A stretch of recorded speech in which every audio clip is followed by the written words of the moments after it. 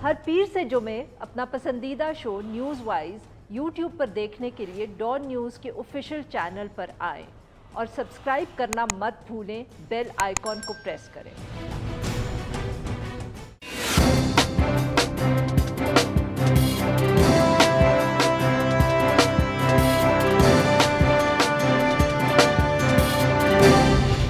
Welcome to news wise, मैं हूं आरिफा नूर। Programme में सबसे पहले हम जिक्र करेंगे अफ़गानिस्तान का और वहां जो इस वक्त ताज़ा तरीन सूरत हाल है, और साथ ही में जो दहशत गर्दी के वाक़यात पाकिस्तान में हुए हैं और इल्ज़ाम ये है कि उसके अंदर सरहद पार से जो लोग थे या क़ुव्वतें थी वो इन्वॉल्व थी। गुज़िश्ता हफ्ते जो अमेरिकन फोर्सेस हैं उनका विदड्रॉल मुकम्मल हो गया अफ़गानिस्तान से, और दो चैलेंजेस सामने थे।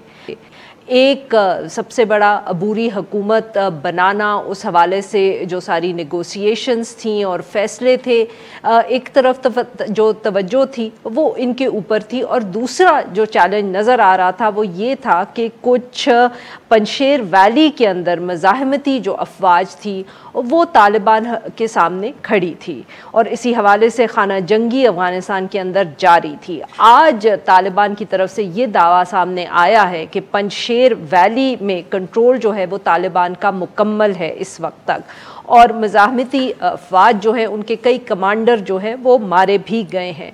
तर्जुमान अफ़गान तालिबान ने जब ये दावा किया तो साथ में ये भी कहा कि वादी के अंदर तालिबान की फतह के बावजूद किसी से कोई इंतकाम नहीं लिया जाएगा। हुकूमत साजी के हवाले से अभी तक कोई ख़ास पेशरफ्त जो है ऑफिशियली सामने नहीं आई है। तालिबान तर्जुमान का ये कहना था कि अहम फ़ैसले हो चुके हैं और किए जा रहे हैं और कुछ पहलुओं के ऊपर गौर जारी है, मगर क्या इस वक्त तक फ़ैसले हुए हैं, कौन से अफराद ऐसे होंगे जिनको बहुत की पोजीशंस दी जाएंगी, इसके ऊपर क़यास आराई तो बहुत हो रही है, मगर अभी तक कोई हतमी बात जो है वो सामने नहीं आई। मीडिया रिपोर्ट्स के मुताबिक तालिबान के लिए एक और जो बहुत बड़ा इशू है वो इस वक्त काबुल एयरपोर्ट की बहाली है, जहां चंद रोज़ कबल धमाकों की भी खबर सामने आई थी। इसके साथ साथ पाकिस्तान के अंदर भी कलअदम TTP की अफ़गान सरजमीन के ऊपर मौजूदगी के हवाले से खदशात और ख़बरें भी सामने आ रही हैं। वफाकी वज़ीर दाखिला के मुताबिक 20 अगस्त को गवादर में और गुज़िश्ता रोज़ क्वेटा में FC पर होने वाले जो खुदकुश हमले थे, इनके अंदर हमला आवर जो थे वो उनकी शनाख्त कर ली गई है, और ये दोनों अफ़गानिस्तान से सरहद पार से आए थे। इन सारे मामलात के ऊपर गुफ्तगू करने के लिए आज हमारे साथ मौजूद हैं सैयद साहब। ये नुमाइंदा हैं जियो न्यूज़ के, काबुल के अंदर 2-3 रोज़ पहले तक मौजूद थे, और हमारे साथ मौजूद हैं जाहिद हुसैन साहब, सीनियर तज्ज़ियाकार हैं, मुसन्निफ़ हैं, अफ़गान अमूर के ऊपर बहुत गहरी नज़र रखते हैं। Welcome to the show gentleman. जी एजाज सर, आपसे गुफ्तगू का आगाज़ करेंगे क्योंकि ऑब्वियसली आप कुछ रोज़ पहले तक ही काबुल के अंदर मौजूद थे। सर, क्या कुछ आपके पास इंफॉर्मेशन है, इत्तला है कि क्यों इतनी ताख़ीर हो गई है हुकूमत साजी के अमल के अंदर? जुमे के दिन एक्सपेक्टेड था, फिर सैटरडे तक बात हुई, अब मंडे को भी प्रेस कॉन्फ्रेंस कर दिया अफ़गान तालिबान ने, मगर अभी तक कोई हतमी फैसला, कोई नाम ऑफिशियली सामने नहीं आया। मैम आरफा, उसमें दो बातें सबसे अहम हैं जो मेरी मालूमात के मुताबिक कि जो तालिबान के अंदर जिस तरह से एक इम्प्रेशन दिया जा रहा है कि बिल्कुल सारे मामला ठीक हैं, शायद सारे मामला ठीक नहीं हैं। जो कुछ अहम वजारतें हैं जिनके ऊपर अंदरूनी तौर पे मुख्तलिफ आरा आ रही थी, और वही जो मुख्तलिफ आरा हैं वो सबसे बड़ी बुनियादी वजह है कि ताख़ीर हुई। दूसरी वजह थी इंक्लूसिव गवर्नमेंट, कि हमने सब लोगों को शामिल करना है। तीसरी जो उसकी वजह थी, ये ताख़ीर की वजूहात की बात के ऊपर कर रहा हूँ, तीसरी वजह ये थी कि इस बात का डिसीशन कि क्या डॉक्टर अब्दुल्ला को और हामिद करज़ई को, इनको भी शामिल किया जाएगा या नहीं किया जाएगा। तो जो चौथी और आखिरी, नहीं तो उनकी तरफ से तो वो तो इस वक्त काबुल के अंदर मौजूद हैं, वो निकले नहीं, इसी उम्मीद पर बैठे हैं, और सब यही कह रहे हैं कि उनको उम्मीद थी कि जो हुकूमत बनेगी उसके अंदर उनको भी हिस्सा दिया जाएगा। तो उम्मीद यही थी, लेकिन इस वक्त वो तालिबान की मर्जी के ऊपर है। जो तालिबान ने उनकी सिक्योरिटी है वो अपने हाथ में ले ली हुई है, वो अपनी जो पॉलिटिकल एक्टिविटी है उस तरह से कर नहीं सकते आज़ादी के साथ, और वो जो उनका जो डिसीजन मेकिंग का कोई जो रोल है वो नहीं है। वो इस वक्त डिसीजंस तालिबान ले रहे हैं और वो उनकी तरफ देख रहे हैं। अगर तालिबान ने ये डिसीजन लिया कि उनको शामिल करना है तो वो शामिल होंगे, लेकिन अभी जो मेरे पास इतलात हैं कि तालिबान के अंदर इन दोनों हजरात को हुकूमत में शामिल करने की बड़ी शदीद मुखालफत है, और कहा जा रहा है कि ये दोनों जो हजरात हैं ये उस वक्त जो ऑक्यूपाइड फोर्सेस थी लेड बाय जिनको वो ऑक्यूपाइड फोर्सेस समझते थे अमेरिका की, तो ये इनके फ्रंट के तौर पे रोल अदा करते रहे हैं। तो हम इनको अगर शामिल करेंगे तो फिर ये प्रॉब्लम होगा। और ये जो आ रहा है ये तालिबान के अमीर और तालिबान की जो शूरा है, रहबरी शूरा, उसमें आए हैं, और वहाँ पर अभी तक मेरी इतलात के मुताबिक कोई इनको शामिल करने का कोई वाज़ेह फैसला नहीं हुआ। जी जाहिद साहब, सर यही बात जो ऑब्वियसली आज़ाद सैयद साहब कह रहे हैं और इसी हवाले से काफ़ी रिपोर्ट्स भी सामने आई हैं कि मसाइल जो है वो सिर्फ इस तरह के नहीं हैं, या जो कि इंक्लूसिव गवर्नमेंट बनानी है तो उसके अंदर करज़ई साहब या डॉक्टर अब्दुल्ला होंगे कि नहीं, बल्कि उनकी आपस के अंदर भी बहुत सारे झगड़े अफगान तालिबान में चल रहे हैं कि किसको क्या पोस्ट मिलेगी या नहीं मिलेगी और किसके पास कितना पावर होगा।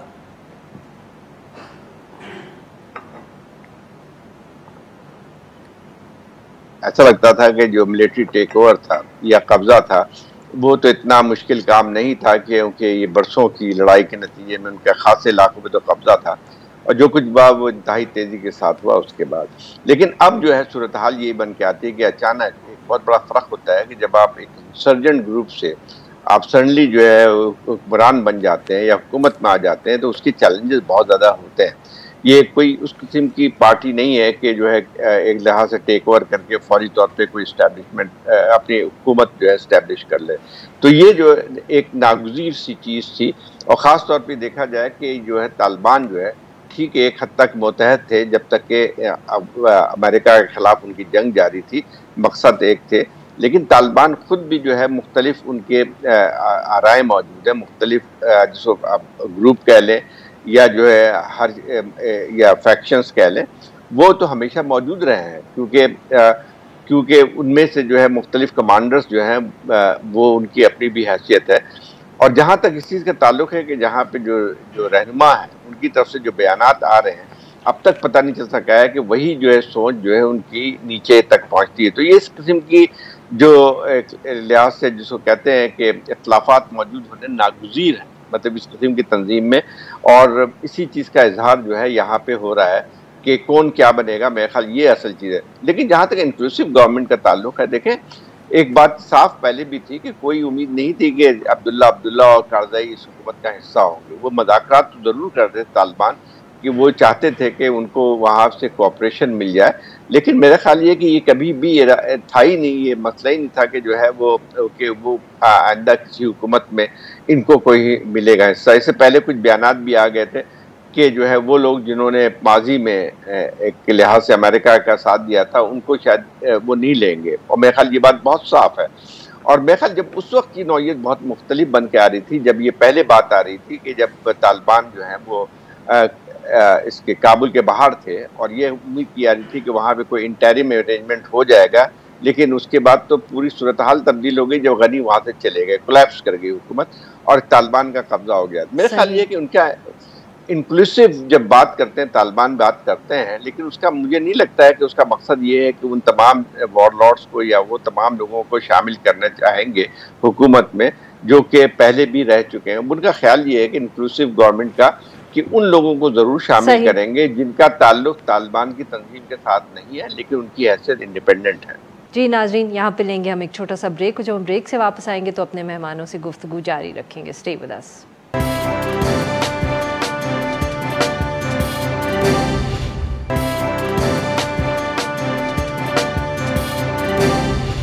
आजाद साहब, आप क्योंकि काबुल में मौजूद थे एंड ऑब्वियसली अफ़गान तालिबान आए हैं, शहर को कितनी आसानी से वो मैनेज या एडमिनिस्टर कर रहे थे? बिकॉज ऑब्वियसली आप काबुल में मौजूद थे जब अशरफ गनी साहब की हुकूमत थी, फिर आपने ये टेक ओवर भी देखा, तब्दीली बहुत बड़ी थी, बट क्या जो अफगान तालिबान काबुल पहुंचे, उन्होंने काबुल को टेक ओवर किया, उसके बाद जो काबुल को रन करने के हवाले से अगर सिर्फ एडमिनिस्ट्रेटिवली बात करें, कितना आसान या मुश्किल आपके ख्याल में रहा है? तालिबान के लिए एक बड़ा चैलेंज था और बड़ा चैलेंज है दो इश्यूज के ऊपर, एक गवर्नेंस और एक इकोनॉमी, क्योंकि तालिबान, ये तो अब लाजवाब बात करें, अभी सिर्फ काबुल शहर के ऊपर बात कर लेते हैं कि काबुल शहर में जब तालिबान आए तो उन्होंने जितनी भी पुलिस पिकेट्स थी वो सब खुद संभाल ली। जो शुरू के 5 दिन हैं वहाँ पे पुलिस ना होने के बराबर थी। अब चूँकि तालिबान को मॉब कंट्रोल करने का या ट्रैफिक कंट्रोल करने का कोई तजर्बा नहीं है, तो हमने देखा एयरपोर्ट के इलाके में, हमने देखा कि जब ट्रैफिक जैम हो जाती थी तो वो हवाई फायरिंग कर देते थे, जिसकी वजह से वहाँ पर लोग थे, मॉब आ जाता था, हवाई फायरिंग करके उनको डरा के हटाने की कोशिश की जाती थी, जिससे औरतें, बच्चे और इवन मर्द भी वो बड़े परेशान होते थे। तो ये उनकी जो मॉब कंट्रोल ना करने की एक इनएबिलिटी थी वो बिल्कुल रिफ्लेक्टिव थी। यही हाल बाकी गवर्नेंस के ओहदों का भी था कि बाकी जो इदारे थे, मिनिस्ट्रीज़ थी, वहाँ पे शुरू के बिल्कुल दिनों में कोई बंदा नहीं आ रहा था, जिसकी वजह से जो गवर्नमेंट थी वो अमली तौर पे पैरालाइज हो चुकी हुई थी। अभी भी गवर्नमेंट मुकम्मल तौर पे इफेक्टिवली एक्टिव नहीं हुई, काम नहीं कर रही। वो काम ना करने की वजह ये है कि जो तालिबान की तरफ से जो फाइनल जो गवर्नमेंट फॉर्मेशन का डिसीजन वो नहीं हुआ। एक तो वो वजह है, और दूसरी वजह ये है कि जो टॉप टियर है गवर्नमेंट डिपार्टमेंट्स का, उनकी जो अक्सरियत है कि गवर्नमेंट डिपार्टमेंट्स की टॉप टियर वहाँ से गायब है। मिसाल के तौर पे इंटीरियर मिनिस्ट्री की बात कर लें, पुलिस की बात कर लें जिसने day to day affairs run करने, ट्रैफिक की बात कर लें, तो उनके जो टॉप ऑफिसर्स थे वो आज भी वो रूपोश हैं या वो छुपे हुए हैं इस खौफ से कि तालिबान ने ऐलान तो मिनिस्ट्री का किया है लेकिन किसी टाइम पे ये बदल सकते हैं। तो जो एबिलिटी है तालिबान की गवर्नेंस के वाले से वो जगह जगह काबुल में नजर आई कि वो शायद इतने इफेक्टिवली गवर्नेंस का तजर्बा नहीं कर एंड वेरी क्विकली ऑब्वियसली जो अफगान तालिबान हम टेलीविजन पे या प्रेस कॉन्फ्रेंसेस में देखते हैं, ये सीनियर लीडरशिप है, इसको तजुर्बा है दुनिया का, पर जो बाकी तालिबान अफगान तालिबान फोर्सेस थी जिनको आपने काबुल में देखा, आपके ख्याल में उनको कितना अंदाज़ा है कि इस वक्त मुल्क को चलाना या दुनिया से इंटरैक्ट करना कितना बड़ा चैलेंज है? क्या उनको कोई एहसास भी है इसका? जो तालिबान जंगजू है, जो फुट सोल्जर है जिसे कह लें, उसको इतना ज़्यादा तजर्बा नहीं है, उसको इतना ज़्यादा एक्सपो नहीं है। उनमें अक्सरियत ऐसे लोगों की है जो पहली दफ़ा शहर में आए हैं, उन्होंने पहली दफ़ा काबुल शहर देखा, तो उनके लिए तो बिल्कुल ये नई चीज़ें हैं। उनके लिए ख्वातीन का इस तरह सरेआम शहरों में फिरना वो बिल्कुल एक नई बात है। गो के वो अब बुर्का ले रही हैं, पहले वो बुर्का नहीं लेती थी, तालिबान के आने के बाद बुर्का ले रही हैं, तो उनके लिए एक नई बात है कि ख्वातीन बैंकों के सामने खड़ी हैं, तो ये इमेजिन नहीं कर सकते। फिर अगर मीडिया वाले जाएं और मीडिया वाले कैमरा वहाँ पर लगाएं तो वो मीडिया को रोकने की भी कोशिश करते हैं। फिर इनका जो स्ट्रक्चर है उसके मुताबिक ये है कि जब भी आप किसी भी एरिया में जाते हैं वहाँ पे इनके मसूल होते हैं, इंचार्ज कह लीजिए, तो वो इंचार्ज जो होता है उसके नीचे ये फुट सोल्जर्स काम करते हैं जो इनके तालिबान के जंगजू हैं। तो जो मसूल हैं वो डिसाइड करते हैं कि जी हमने मीडिया को इजाज़त देनी है या नहीं देनी। अब मसूल साहब के अपने एक्सपोजर की बात है कि उनका अपना एक्सपोजर कितना है, क्या वो अगर कुछ जो अर्ग या रेड जोन में जो लोग तैनात हैं वो बड़े बेहतर हैं, उनका एक्सपोजर है, वो मीडिया को इजाज़त भी देते हैं। लेकिन अगर आप सबर्ब्स में चले जाएं तो वहाँ पर ऐसे लोग तैनात हैं जिनको कोई तजर्बा मीडिया का नहीं है, और ज़ाहिर है अल्टीमेटली ये तालिबान के लिए एक चैलेंज है। और तालिबान की जो टॉप टियर जो लीडरशिप है, ज़बीउल्लाह मुजाहिद से हमारी मुलाकात हुई 25 अगस्त को। ज़बीउल्लाह मुजाहिद फॉरेन जर्नलिस्ट से मिले, उसमें तमाम इंटरनेशनल मीडिया के जो लोग थे वो सारे मौजूद थे। तो उन्होंने हमें यकीन दिलाया कि भाई देखिए हम मुकम्मल आपको फ्रीडम देना चाहते हैं, आप जो मर्ज़ी करिए, हम पर अगर आप तनकीद भी करना चाहते हैं तो ऑब्जेक्टिवली करिए, आप ये भी बताएं कि हमने अगर कोई गलती की है लेकिन कुछ हमने अगर अच्छे काम किए तो वो भी बताएं। तो वो उनकी तरफ से बड़ी एक वार्मथ थी। लेकिन जब हम एयरपोर्ट साइड पे जाते थे, और हमने ये बात उधर भी की कि हम वहाँ पर जब कैमरा निकालते हैं तो वो मसाइल होते हैं, तो उस वक्त भी उनका ये ख्याल था कि वो सेंसिटिव एरिया है। ये मसाइल उनके अंदर भी मौजूद हैं ट्रेनिंग के हवाले से। जाहिद साहब, ऑब्वियसली एक गवर्नमेंट का जो चैलेंज है वो तो है ही सही, बट पंजशेर के अंदर से जब एक मुज़ाहिमत शुरू हुई तो बहुत हम क्या कह सकते हैं, एक्साइटमेंट थी या खदशात थे, बिकॉज ऑब्वियसली अहमद शाह मसूद के ज़माने में Panjshir valley had become the symbol of resistance to the Taliban. But लगता है कि इस दफ़े तो बिल्कुल वो लास्ट नहीं कर पाए। क्या हम सिर्फ ये कह सकते हैं कि इसकी वजह अहमद शाह मसूद के जो बेटे उनका तजुर्बा नहीं था, या कोई उसमें आपके ख्याल में एक इंटरनेशनल कॉन्टेक्स्ट भी ऐसा है कि इस दफ़े पंजशेर वैली की रेजिस्टेंस जो है वो कुछ चंद दिन ही चल पाई है?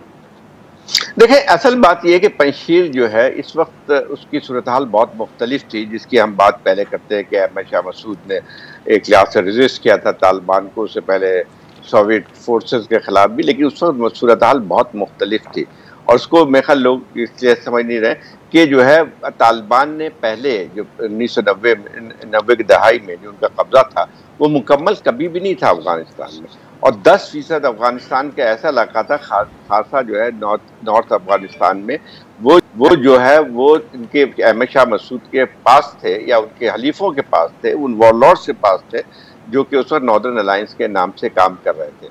और उसमें लेकिन अब जो सूरत हाल हुई थी, इसलिए पंजशीर की रेजिस्टेंस नहीं बढ़ सकती थी कि सबसे बुनियादी चीज़ ये थी कि जो आसपास के जितने नॉर्दर्न अफगानिस्तान के इलाके जो पहले उनके नॉर्दर्न अलायंस के पास होते थे वो पहले ही तालिबान ने ले लिए थे। लाइक बदख्शां को आप देख लें, तहकार की बात करें, फरियाब के बहुत सारे हिस्से वो जो हैं, कैप्टिस्का जो है, ये सारी जो है उनके बहुत सारे जो हैं वो इलाके पहले जो है अहमद शाह मसूद के पास थे। और बदख्शां जो है जिसकी पहली दफ़ा तालिबान ने कब्जा किया, पहले कभी भी बदख्शां पे कब्जा नहीं कर पाए थे, इसी तरह की और भी सूबे हैं वहाँ पे नहीं कर सके थे। तो वो जो है असल में अहमद शाह मसूद की ताकत का वो ये थी कि एक बड़े हिस्से पे उनका कब्जा था। अब जो है सूरत हाल ये बन के आई कि जब इनकी रेजिस्टेंस शुरू हुई पंजशेर में, तो पंजशेर सिर्फ जो है वाहिद इलाका था जिसकी 130 किलोमीटर की लंबाई है और जहाँ की आबादी 1,20,000 से ज़्यादा नहीं है। तो अब ये था कि उसको अगर चारों तरफ से घिरे हुए होते हैं और वहाँ पे यकीनी तौर पे ये उसकी टेरेन बहुत ज़्यादा एक सख्त है, वहाँ पे गोरिल्ला वॉरफेयर की वो भी है, हो सकती है। लेकिन ये था कि जब तालिबान ने सारे इलाकों के आसपास पे कब्जा कर लिया था तो उनके लिए मुश्किल थी कि वो उसको रेजिस्टेंस को किस दौर पे आगे बढ़ा सके, क्योंकि वो जो है दोनों तरफ से उन्होंने नाकाबंदी कर दी थी। तो मेरा ख्याल ये कि कोई रेजिस्टेंस उस तरह के सिर्फ पंजशीर की बुनियाद पे नहीं हो सकती थी। तो ये जो मुझे तो कोई इसके माफ करिएगा, ये आपकी बात मैं काट रही हूँ, बट जो अहमद शाह मसूद साहब के बेटे के बारे में बार बार ये भी कुछ इस किस्म की इतलात आई कि वो इवेंचुअली तो वो बात करना चाहते हैं, वो नेगोशिएट करना चाहते हैं। ये शायद सिर्फ एक टैक्टिक था पंजशीर वैली के अंदर इस तरह मज़ाहमत शुरू करना ताकि अफगान तालिबान से वो कोई कंसेशंस ले सकें। इस बात में आपके ख्याल में कितनी सदाकत थी? ये बात सही थी कि जो है वो मतलब उनको भी पता था कि जो है बजाय सिर्फ पंजशीर वैली की बुनियाद पे जो है वो कभी कोई बड़ी रेजिस्टेंस नहीं बना सकेंगे। इसीलिए जब वो शुरू हुआ था, इन्होंने ऐलान किया था, तो उसके साथ दूसरा मैसेज भी था। मैसेज ये था कि हम बातचीत के ज़रिए मसले को हल करना चाहेंगे। लेकिन उसमें मेरा ख्याल ये है कि तालिबान को शायद उनकी शराइत मंजूर नहीं हुई, और मेरे ख्याल तालिबान तो इस वक्त चाहते हैं कि जो है पहले सब कोई उनके आगे सरनगू करें, उसके बाद जो है कोई मज़ाकरात कर सकते हैं। मेरे ख्याल वो शुरू से नाकाम हो गए मज़ाकरात। जो मुझे थोड़ी सी इत्तला थी वो ये थी कि जो है वो चाहते थे कि 3-4 जो सूबे हैं नॉर्दर्न अफगानिस्तान की, उसकी गवर्नरशिप जो है इनकी तंजीम को मिले। तो मेरे ख्याल ये कि तालिबान के लिए ये नहीं है। तालिबान चाहेंगे कि मज़ाकरात ज़रूर करेंगे, लेकिन उस सूरत हाल में करेंगे जबकि उनका कब्जा पूरी तरह हो जाएगा। आप देखें, मतलब ये जैसे अब्दुल्ला से मुज़ाकरात कर रहे हैं, उसमें कर रहे हैं, तो उसकी वजह ये साफ थी। वो मेरे ख्याल जो मसूद है तो वो तो चाहते थे कि मज़ाकरात हो सके, लेकिन वो हो नहीं सकते थे।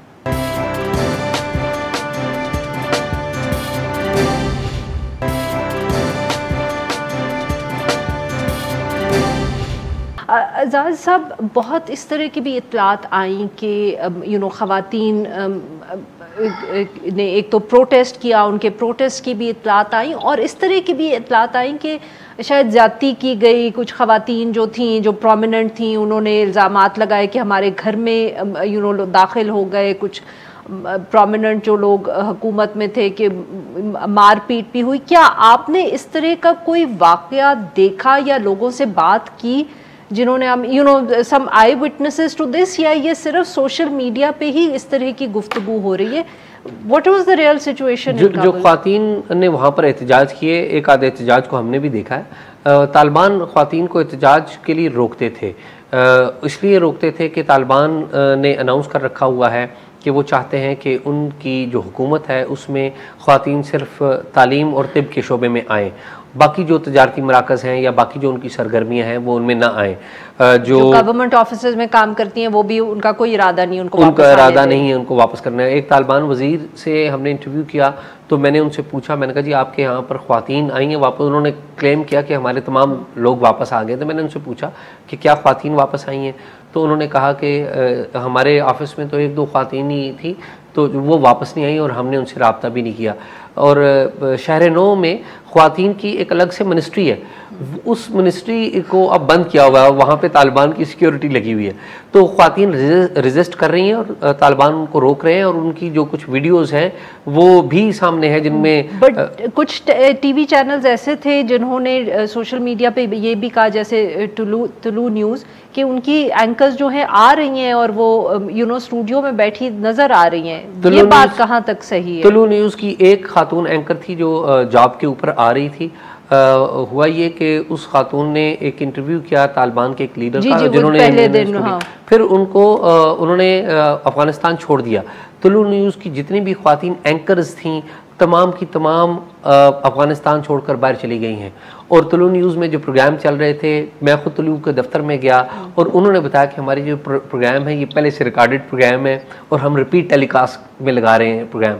और उन्होंने अपनी एंकर्स के बारे में बताया कि ये तो बैठ जा चुका, न्यूज़कास्टर्स भी सब चली गई, न्यूज़कास्टर्स भी चली गई। उनके पास नई हायरिंग हो रही है कि नए लोगों को कर लें। अब ख्वातीन जो हैं वो खौफ का शिकार हैं, जो दूसरे चैनल्स में काम कर रही थी, कि वो हम दफ्तर में आएँ या ना आएँ। आल्दो के मुझे तुलो के जो ऑपरेशंस के इंचार्ज थे उन्होंने बताया कि तालिबान पहले दिन आए और उन्होंने हमें कहा कि आप अपना काम जारी रखें, हम आपको कुछ नहीं कहेंगे बल्कि हम आपको सिक्योरिटी देंगे। लेकिन ख्वातीन में अलबत्ता खौफ बहुत ज़्यादा था जिसकी वजह से वो छोड़ के गई। बिल्कुल सही जी। जाहिद हुसैन साहब, सर ऑब्वियसली ये काबुल के अंदर तब्दीली आने से पहले भी पाकिस्तान के अंदर बहुत इस पे गुफ्तगू भी हुई, बहस भी हुई, खदशात भी बहुत थे कि पाकिस्तान के अंदर दहशत गर्दी के वाक़यात जो पिछले दिनों में भी बढ़ते हुए नज़र आ रहे थे, इनका ताल्लुक अफ़गानिस्तान की सूरत हाल से था। और अब तो हुकूमत ने ऑफिशियली ये बात कह दी है, शेख रशीद साहब की प्रेस कॉन्फ्रेंस, उन्होंने कहा पिछले दोनों जो वाक़यात हुए हैं लोग सरहद पार से आए हैं। सर ये कितना मुश्किल होगा हमारे लिए, despite the commitments that apparently the Afghan Taliban have made to Pakistan? देखिए ये असल मसला बन के आएगा, क्योंकि हम ये सबको पता है कि जो TTP यहाँ से निकलने के बाद जो है वो सब ने अफगानिस्तान में पनाह ली और वो एक लिहाज से सेंचुरी उनकी बन गई थी। और उसमें से वो कार्रवाई भी करते थे जो कि वहाँ पे और बॉर्डर के पास। और पिछले दिनों से हमने देखा था कि उनकी सरगर्मियों में खासा इजाफा हुआ था, 4-5 हज़ार की तादाद वहाँ पे मौजूद है। और बात यह है कि तालिबान ने ये ज़रूर कहा है कि जो हम अपनी सरजमीन को किसी जगह हमले पे करने की इजाज़त नहीं देंगे। लेकिन उसका एक और पहलू भी है कि जो TTP के हवाले से बात होती है, TTP का अफगान तालिबान के साथ गहरा ताल्लुक रहा है हिस्टोरिकली। देखिए जब TTP यहाँ पे दहशत गर्दी की कार्रवाई कर रही थी तो उस वक्त ठीक है ऑब्जेक्टिव मुख्तलिफ थे, तालिबान अफगान तालिबान उसको हो सकता है पसंद भी ना करते हो उस वक्त, लेकिन कभी उन्होंने ओपनली कंडम नहीं किया है। और आज भी जो है वो मेरे ख्याल उनका एक मुझे अगर याद है तो ज़बीहुल्लाह मुजाहिद का बयान था कि वो जो है वो उनको चाहिए कि पाकिस्तान को कि अपने उलमा को मिला के बैठे और उनसे मुज़ाकरात करें TTP से, और फिर ये वो तय करेंगे कि वो क्या सही है या गलत है। मेरा ख्याल ये है कि इससे साफ जाहिर होता है कि वो कार्रवाई उसके खिलाफ TTP के करने के कोई इरादा नहीं रखते हैं, बल्कि पाकिस्तान पे एक हद तक ये शायद प्रेशर डालना चाहेंगे कि आप उनको कबूल करें या उनसे मुज़ाकरात करें। अब मुज़ाकरात कैसे हो सकते हैं TTP के साथ, ये भी एक अजीब सी बात नज़र आती है। तो ये एक काफ़ी गंभीर मसला रहेगा पाकिस्तान के और तालिबान की जो भी हुकूमत बनती है उसके दरमियान। अभी जो लोग बहुत खुश हो रहे हैं तो उनको शायद अंदाज़ा नहीं है कि बहुत से ऐसे मसाइल हैं जो कि हमें कन्फ्रंट करना पड़ेगा।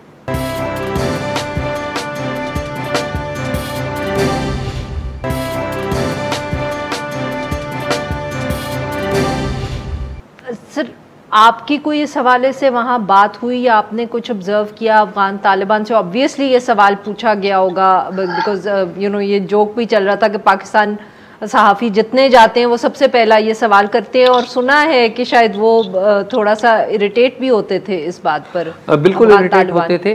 मैंने दो चीज़ें बड़ी गौर की हैं। एक तो ये कि जितने भी जो अफगान तालिबान हैं वो TTP के बारे में कोई क्रिटिकल बयान नहीं दे रहे, बल्कि TTP के जो रहनुमा 16 अगस्त को रिहा हुए मौलाना फ़कीर मोहम्मद, उनको सरकारी प्रोटोकॉल में उनके घर में छोड़ा गया और फिर उन्होंने वहाँ पे तकरीर की कि देखिए हम तो पाकिस्तान में आएंगे, हमारा टारगेट पाकिस्तान है। इसके बाद मेरी मुलाकात हुई खलील हक्कानी साहब से, जो कि सिराज हक्कानी के अंकल भी हैं और एक हक्कानी फैमिली के अहम तरीन फ़र्द हैं। उन्होंने कहा कि मैं तो सबको सुलह का पैगाम देता हूँ, इस हवाले से जब उनसे बात हुई। और फिर जब उन्हें कहा कि भाई देखें, किसको पैगाम सुलह का देते हैं, पाकिस्तानी हुकूमत को या वो पाकिस्तान हुकूमत और जो TTP के दरमियान सुलह की जो बात हो रही है। लेकिन ज़बीला मुजाहिद साहब से भी हमारी इस हवाले से बात हुई तो उन्होंने कहा कि जी हमें तो अभी किसी ने अप्रोच नहीं किया सुलह के लिए, लेकिन अगर अप्रोच किया तो हम उस पर गौर कर सकते हैं, लेकिन अगर फ्री कैन राज़ी हों। लेकिन इसमें अहम बात यह है कि बाज़ जो अफ़गान तालिबान के लोग हैं वो ये कहते हैं कि जी TTP वाले हमारे भाई हैं, हम उनको कुछ नहीं कह सकते, और हमारा ये एश्योरेंस है पाकिस्तान को। सीनियर लीडरशिप की बात मैं सीनियर लीडरशिप की बात कर रहा हूँ। वो कहते हैं कि हम ये एश्योर करते हैं पाकिस्तान को कि हमारी सरजमीन से पाकिस्तान की सरजमीन पे कुछ नहीं होगा, लेकिन जो सरहदी इलाके हैं वहाँ पे अगर कुछ हो तो हम उस पर कुछ नहीं कहेंगे, क्योंकि वो सरहदी इलाकों के ऊपर उनकी जो पॉइंट ऑफ व्यू है, जो पाकिस्तान और अफगानिस्तान के दरमियान जो सरहद है, उनकी पॉइंट ऑफ व्यू भी बिल्कुल उसी तरह की है जो पुरानी रजीम की पॉइंट ऑफ व्यू थी। हाँ, सही। जाहिद साहब, तो फिर ये इसको किस तरह आपके ख्याल में हुकूमत या पाकिस्तानी फ़ौज आने वाले दिनों में मैनेज कर पाएगी? एक तरफ तो रेफ्यूजीज़ का क्राइसिस भी है, वहाँ इंस्टेबिलिटी हुई तो हमारे लिए मसला, but this is, as you said, this is going to be the major concern. How are we going to handle this? क्या इस वक्त सोच रहे हैं in the government corridors इस हवाले से?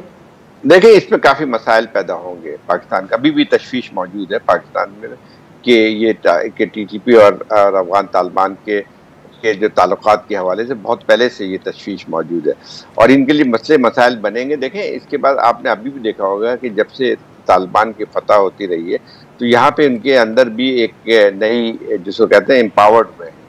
और जैसे कि एक और बात भी आती है कि काफ़ी और मसले पैदा होंगे। देखिए, अभी पिछले दिनों वाक़या हुए थे कि चमन में हमने जब बॉर्डर बंद की, क्योंकि वहाँ से बस बहुत मसले थे, आ रहे जा रहे थे, तालिबान ने उसके जवाब में यहाँ पे ये तोरखम की बॉर्डर बंद कर दी चमन के बदले में, और उसकी उन्होंने बताया कि जब तक उसको नहीं खोलोगे हम यहाँ से नहीं खोलेंगे। इसके नतीजे में बहुत ज़्यादा ये ऐसे लोग जो कि इंटरनेशनल ऑर्गेनाइजेशन से काम करते थे, जिनको लेके आया जा रहा था पाकिस्तान के रास्ते, तो वो जो है सबके सब वहीं पर रुके रहे, क्योंकि तालिबान ने उनको जाने से अलाउ करने से इनकार कर दिया था।